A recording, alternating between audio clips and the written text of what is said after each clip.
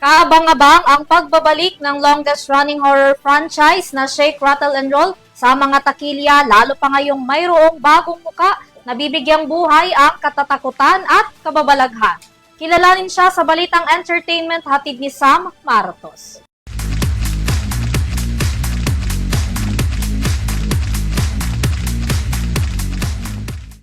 Dumako naman tayo sa mundo ng entertainment para sa ating balitang showbiz. It's official dahil muling mapapanood sa big screen ang aktor na si Richard Gutierrez dahil sa kanyang unang pagganap sa 17th installment ng Shake, Rattle and Roll, Evil of Origin, na mapapanood sa darating na Disyembre.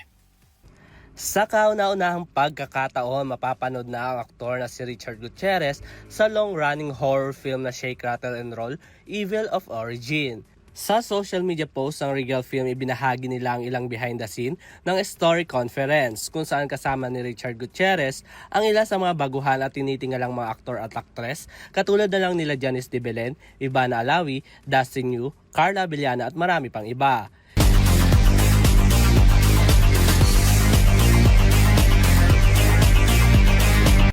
Ayon naman kay Richard, excited ito na maging part ng Shake, Rattle and Roll sa kauna-unahang pagkakataon. Yeah, from the moment na nabasa ko yung script, first, it's so exciting to be part of Shake, Rattle and Roll. I've done a lot of films for Regal since I was a kid. Pero ito yung first na Shake, Rattle and Roll ko and I'm super excited about it. Matatanda namang huling gumanap si Richard sa hit primetime series na Incognito. Samantala mapapanood naman ang Shake, Rattle and Roll, Evil of Origin sa darating na December bilang entry sa Metro Manila Film Festival o MMFF.